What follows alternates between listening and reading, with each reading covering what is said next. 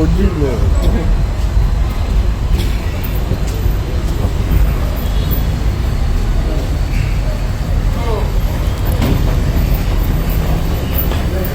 Combattu un système, le système mafieux, qui détruit ce pays, qui met à genoux ce pays, qui paupérise notre peuple. Et se sont organisés en un petit groupe pour non seulement me condamner injustement, mais aussi et surtout m'arrêter illégalement. Le peuple, vous avez continué à défendre la vérité et la justice. J'ai été hospitalisé pendant 10 mois. Lorsque les léopards se sont qualifiés au mondial et que le chef de l'État, son Excellence, M. Félix Tshisekedi, a organisé leur accueil devant ou à l'esplanade du Palais du Peuple, le peuple congolais a exigé, a réclamé la libération d'un innocent, l'ancien ministre de la Justice et garde de Sceaux, Constant Moutamba. Et cela n'a pas plu à mes adversaires politiques. J'ai des audios. Juste après cette réclamation populaire, ces réseaux s'étaient encore constitués, réunis. Ils ont dit comment on va clouer cet innocent, ces braves, ces révolutionnaires panafricains. Ils se sont décidés de ressurgir un dossier qui avait déjà été clôturé. Les dossiers Frivao, un faux dossier. Ils ont pris l'ancien cordon Chansard comme un colis, comme une marchandise. L'affaire était déjà clôturée. Ils l'ont rappelé devant la cour d'appel, Gombe. Et ils se sont organisés pour que Moutamba sorte de son hôpital pour venir comparaître comme témoin. Alors qu'ils n'ont pas réussi. Alors que l'article 153 de la Constitution détermine clairement les personnes qui sont justiciables devant la Cour de cassation. Ce sont les ministres, les membres du gouvernement, les députés nationaux, les gouverneurs, vice-gouverneurs et autres. Est-ce qu'il y a un citoyen lambda du nom de Moutamba qui peut être justiciable devant la Cour de cassation? Parce qu'ici, on me prive du double degré de juridiction. Je ne bénéficie pas des privilèges de juridiction. Et cela viole la Constitution. Non seulement l'article 153, mais aussi l'article 19. Nul ne peut être soustrait à son juge naturel. C'est constitutionnel. Et on arrive ici. Et on regarde le dossier. La citation à prévenu est une fausse citation. Chers compatriotes, qui reprend des fausses mentions m'attribuées. Les greffiers de la Cour de cassation, messieurs Kinakina, et qu'ils sachent que nous allons le pourchasser jusque dans 100 ans. Ce pays n'appartient pas à un groupe d'individus. Ce pays, la justice ne devrait pas être confisquée par un groupe de mafieux. C'est quoi cette affaire? C'est quoi cette affaire? Les greffiers reprend des fausses mentions dans sa citation après. Nous acceptons de venir comparaître. Nous demandons, présentez-nous alors cette citation comparaître. Les greffiers mentent. Et nous allons contester cette citation après venue devant les tribunaux des grandes instances. Mais, mes chers compatriotes, les tribunaux des grandes instances refusent de réceptionner la plainte. Ça veut dire la citation directe d'un citoyen, d'un justiciable. Vous avez déjà vu ça où? Et la Cour nous refuse le droit de soulever des exceptions et des moyens à notre disposition, des préalables. Et donc, pour ça, nous refusons de cautionner l'arbitraire. Qui me condamne à mort, je boirai la ciguë comme Socrate et je mourrai pour la justice et la vérité. L'article 20 de la Constitution les dit. Les principes droit ya kokota pour assister procès public. C'est l'article 20 de la Constitution qui le dit. Mais à biso, nani azodosa mibeko mboka. Tata bokonza mboka. Ndengo loba que justice eza malade. Justice nano ebika te. Justice eza ka malade. Dala procès Costa Mutamba. Dala procès Costa Mutamba. Nani azodosa mibeko. Babengani baso. Mama bakoye. Bazali banda babengani baso. Bakota te ba assister procès. Résistance toujours. Résistance toujours. Résistance toujours. Costa Mutamba za mwana mboka. Costa Mutamba condamné Kabila na Kabila na Bazoko Kabila. Costa Mutamba mboka. Costa Mutamba zali libéré. Arrêtez. Tokotika yete.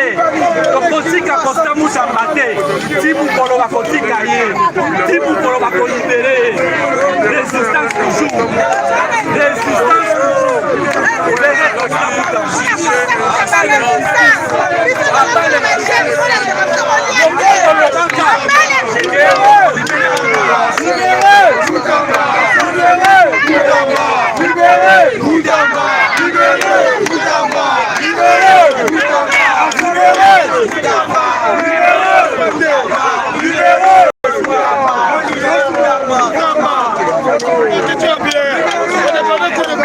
Voilà, population, dans la Ganda.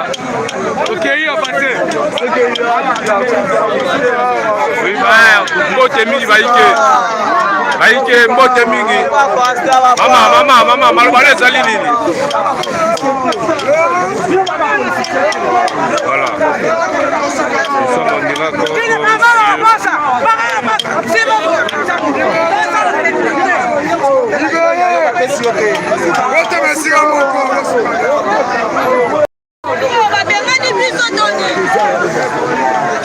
Yaya malobani na moni osusiliki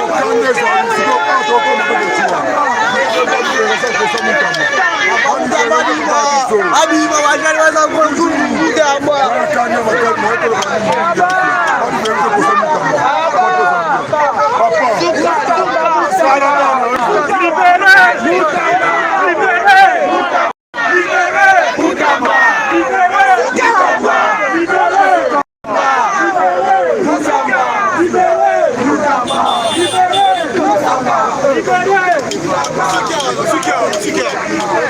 Voilà. La Cour constitutionnelle a boy à l'objet était au César huis clos. La soirée pour accompagner mon militant de la justice Costa Mutamba. Mais la Cour constitutionnelle a boy président là a boy même à la université d'Edem TV aussi. C'est pour cela que vous avez aimé, vous partager, vous commenter, vous liker s'il vous plaît. Voilà, nous sommes en direct. Maman, on sait qui veut moi aller. Vérité. Voilà, c'est parti.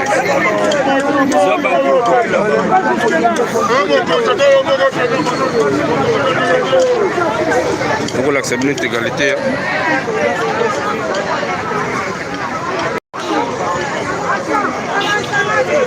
Mama bosiliki boeneni mama mbote mingi toza en direct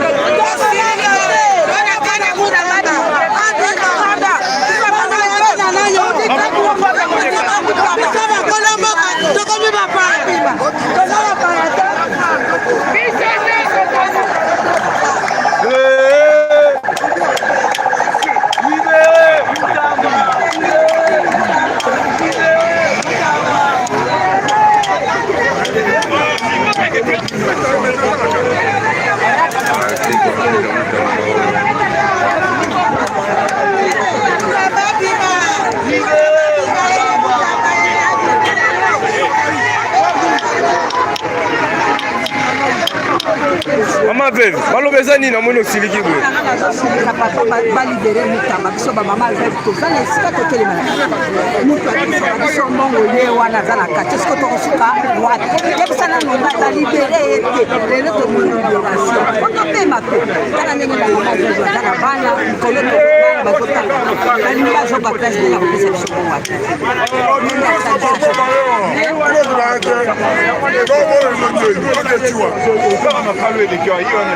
mutamba kote wana yango te mutamba dakoti kuna ye dakokota kasiko akokota nde kasiko makala te wana wana jipa ndolo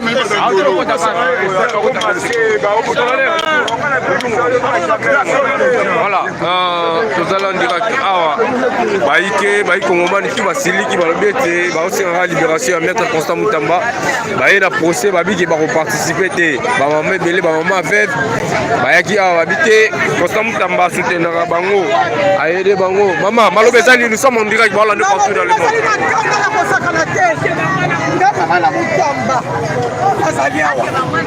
kanda ya kosakana te bazobengana biso tolanda koza mwana na biso te mutamba biso tobotie bamama togarde 9 mwana libimu alors batelemi bamemi biso po to asise na procès wana te parceke ezali na baverité oyo ekobima baverité ekobima lelo mpoke ekopasuka lelo baverité ekobima toza na besoin ya bimisa ye ezali comme acharnement eza lisusu procès te comme problème politique.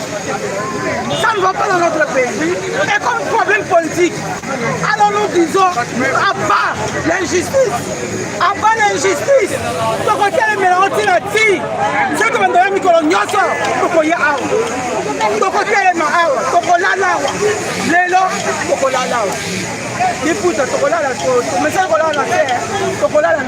mais balobi ete bamama bokokota te balobi ke borespecte toza na épidémie ya Ebola babakanga transport en commun babis nyonso bato bakotaka bakanga lokola basardine eza problème wana ezali kama loba oyo bazoluka kaka baéchappatoire mais le problème eza ke un problème politique baboya bisiko ke tokota batwalaka bamaske sino tokotambola te na nzela paske ya lebola eza balokuta na bango paske toyebi baverité mpe baverité bakokoya lelo tokofika te toza awa ere nyonso ekozala si lobi tokozala libéré voilà bayi demitibi voilà naosinga na bino boyeme bopartage boelike ya boyemba bopesa makambo libéré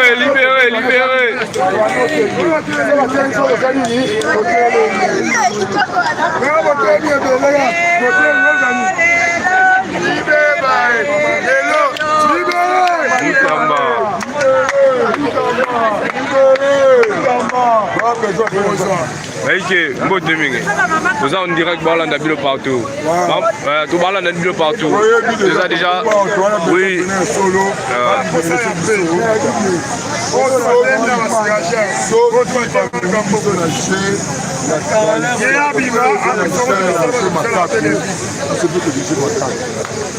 Alors, le Seigneur Pénal, tu sali et l'autre côté, tu m'as dit ça, tu comment tu as dit ça?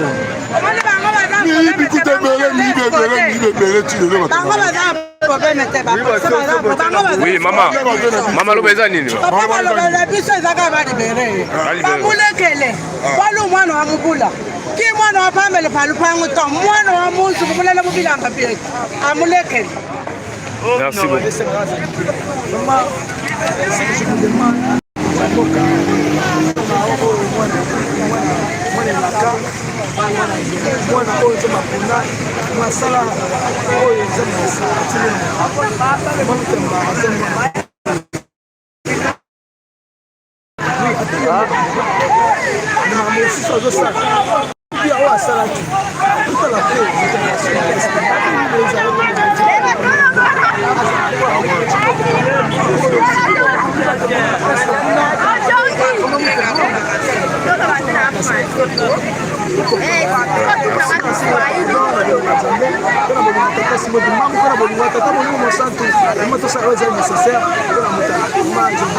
Merci beaucoup. Merci beaucoup mon amour.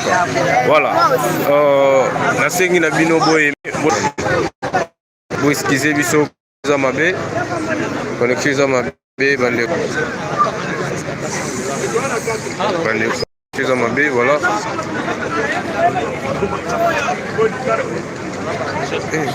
Mon connexion matière, voilà, c'est parti.